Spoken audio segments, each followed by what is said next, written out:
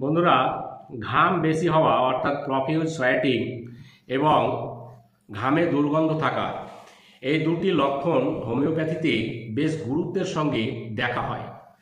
আসুন কিছু লক্ষণ ভিত্তিক হোমিওপ্যাথি ওষুধ নিয়ে আলোচনা করব, যে ওষুধগুলো ঘাম বেশি হলে এবং দুর্গন্ধযুক্ত হলে ওষুধগুলো ব্যবহার করা হয়। ঘাম বেশি এবং ঘামে দুর্গন্ধ এই লক্ষণ থাকলে যে হোমিওপ্যাথি ওষুধগুলো বেশি ব্যবহার করা হয়, সেই ওষুধগুলোর মধ্যে 1 নম্বর ওষুধটি হলো সালফার।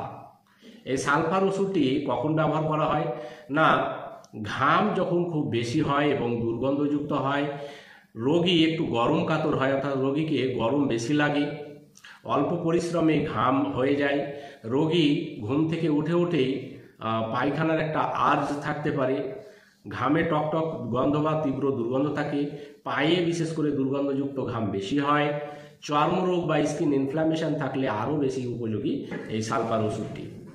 2 নম্বর ওষুধটি হলো মার্কসল।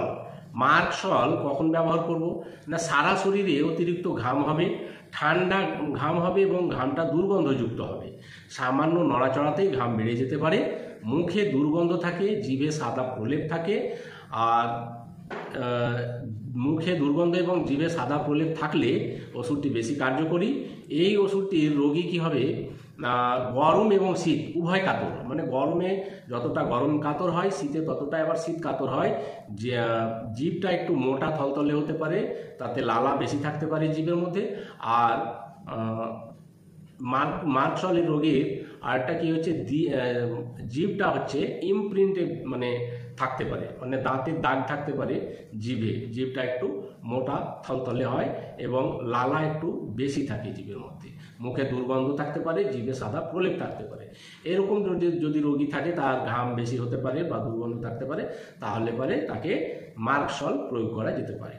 3 নম্বরটা হচ্ছে সরিনাম বা সোরাইনাম। খুব বাজে নষ্ট মাংসের মতো দুর্গন্ধযুক্ত ঘাম বের হয়, শরীরে নোংরা গন্ধ থাকে, বারবার স্নান করার পরেও এই রোগীর শরীর থেকে গন্ধ পুরোপুরি যায় না, ত্বকে চুলকানি এবং স্কিন অ্যালার্জির ইতিহাস যদি থাকে, তাহলে পরে এই ওষুধটি সোরাইনাম ওষুধটি বেশি কার্যকরী হতে পারে। আর এই সোরাইনাম ওষুধটির রোগী হচ্ছে কি, ঠান্ডা মোটেই সহ্য করতে পারে না, প্রচণ্ড শীত কাতর সোরাইনাম রোগীটি। তারপর 4 নম্বর হচ্ছে সাইলিসিয়া ওষুধটি কখন ব্যবহার করব না, হাতে পায়ে, বিশেষত পায়ে দুর্গন্ধযুক্ত ঘাম হবে, ঠান্ডা লাগবে, দুর্বলতা থাকবে, রোগ প্রতিরোধ ক্ষমতা মোটেই থাকে না সাইলিসিয়া রোগীর। আর জুতোয় পায়ের ঘাম খুব বাজে গন্ধ সৃষ্টি করে, জুতো ঘেমে যাওয়ার পরে জুতো থেকে পর্যন্ত ঘামের দুর্গন্ধ বেরিয়ে আসে। 5 নম্বর হচ্ছে ওষুধ থুজা অক্সিডেন্টালিস। এই থুজা ওষুধটি কখন ব্যবহার করা যাবে না, রোগীর মধ্যে প্রফিউজ সোয়েটিং হবে, ঘাম বেশি হবে, দুর্গন্ধ থাকবে, ঘামটা কিন্তু একটু আঠালো চটচটে টাইপের হতে পারে, আর সারা শরীরে একটু তেলে ভাব থাকতে পারে, চটচটে, বিশেষ করে মুখমণ্ডলে তেল ভাব একটা থাকবে এবং শরীরের ভাঁজে ঘাম বেশি হবে, রোগীর স্বাস্থ্য একটু বেশ হেলদি হবে। আর রোগীর আপার পোর্শন, বিশেষ করে মুখমণ্ডল, মাথা একটু বেশি ঘামবে, মাথার স্ক্যাল্পটা একটু চুলকানি থাকতে পারে। তারপর হচ্ছে লবণ একটু বেশি পছন্দ করে এই থুজার রোগী।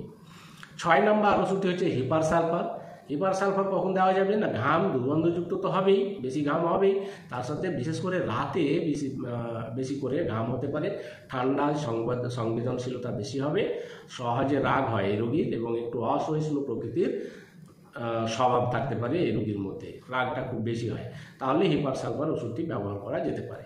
7 নম্বর ওষুধটি ক্যালকেরিয়া কার্ব। সামান্য কাজে খুব ঘাম হয়, মাথায় স্ক্যাল্পে ঘাম বেশি হয়, আর মাঝে টক এবং বিশ্রী গন্ধ থাকতে পারে ঘামের মধ্যে। রোগীটি সাধারণত একটু মোটা থলথলে হয়, দ্রুত ক্লান্ত হয়, হাঁপানির প্রবণতা থাকে, একটু সিঁড়ি ভাঙলে হাঁপায়, বেশি হাঁপায়, তাড়াতাড়ি ক্লান্ত হয়, কনস্টিপেশন ধাতের হতে পারে রোগী। তো এবং একটু ভীরু প্রকৃতির এবং জেদি প্রকৃতির এই ধরনের স্বভাব যদি হয়, তার যদি দুর্গন্ধযুক্ত ঘাম হয়, তাহলে পরে ক্যালকেরিয়া কার্ব ওষুধটি বেশি প্রয়োগ বা বেশি কার্যকরী হয়। এবার একটা উপসংহার টানা যাক, আপনি কোন ওষুধটি ব্যবহার করবেন যদি আপনার শরীরে বেশি ঘাম হয় এবং দুর্গন্ধযুক্ত ঘাম হয়। এতগুলো ওষুধের নাম বললাম এবং তার লক্ষণগুলো আলোচনা করলাম।